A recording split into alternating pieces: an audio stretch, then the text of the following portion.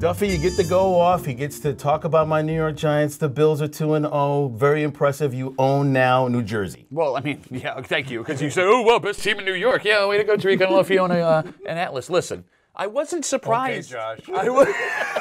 I wasn't surprised by Sunday. And you can't look me in the face and honestly think that the Giants were going to find a way to win that game, even against a team in Buffalo that's still finding its identity. A home opener in New York. Eli Manning wanted this comeback and play for another year. Yeah, I thought we were going to win it because we've always beaten the Bills. It's always seemed to be we're the best team in football in this area. You always do till you don't. What is going on with the coaching staff in New York where your best player is not on the field for every single play on offense? Every time that Saquon Barkley comes off the field, you can run a nickel and dime defense, and it's over. You can rush 3 to 4 guys, and Manning takes enough time to find somebody where that sack was coming. And here's the problem. Daniel Jones is starting on Sunday. Yep. That's not going to solve any problem. It's not Eli Manning. He looks great. You know what's great? I wasn't going to watch the Tampa Bay game with the Giants. I wasn't going to watch it at all. But now I am because the table has now turned. It has gone to another era of even if Daniel Jones plays terrible, I'm going to sit there and watch the future of the New York Football Giants.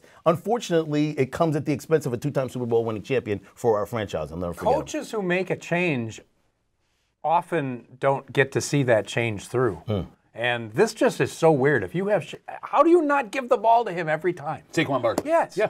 Instead, against the Bills, big down at the goal line, they throw a swing Unless pass. you're saving him for 14 more games and the fact that you want to have him play with Jones. Well, I understand you want him to play, but the rest of your team around you would like to win some games, too. They understand who the guy is that should get the ball. I think that was the Giants' plan the whole time. They wanted Jones quicker. They got him now. Eli had his 2 chances, and this was the plan. Now Barkley and Jones the rest of the way. Okay. So they didn't even give Eli a chance, really. They just wanted, okay. But then that doesn't make any sense because he's guaranteed $23 million. You know if they would have cut Eli in the spring, that we would trade him to the Steelers. Okay, he's got a no-move clause. And well, he might agree, though. No, he's got his family in New Jersey. Listen, that's a whole other thing. My point I'm trying to make is if they would have cut him in the spring, they would have saved $17 million.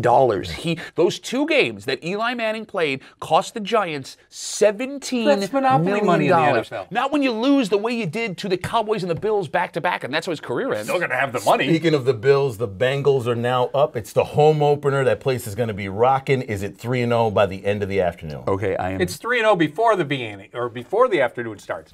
The Bengals are a bad team. Well, they're a bad team. What are you doing, Knock Kevin again. Oklobzija? I'm knocking all over the place, man. I'm knocking. This game scares me for a couple of reasons. One, I don't like how much the Bills are favored by. They're 6-point favorites in this game.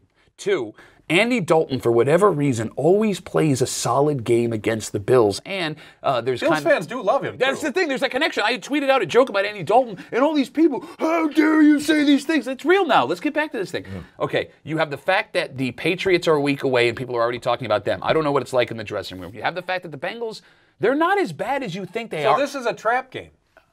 Kind of. I don't believe in trap games, but the fact that the Bengals were beat as badly as they were by the 49ers. I think it's great that the Bills could be in that situation to have a trap game. That says they're kind of back. That's not, no, 2 wins over 2 bad teams, and now we have a potential trap Another game? bad team. It's 3 wins over 3 bad teams. Shut up. All right, here's the thing. I think the Bills win this game, but I don't think they cover the 6 points. I think that a late Cincinnati score keeps it within 6. You're making me nervous. Do you have a time machine and are able to predict these games before they're played yet? That's why he's wearing that jacket. Oh, stop it. Leave him alone. What did I say? My goodness.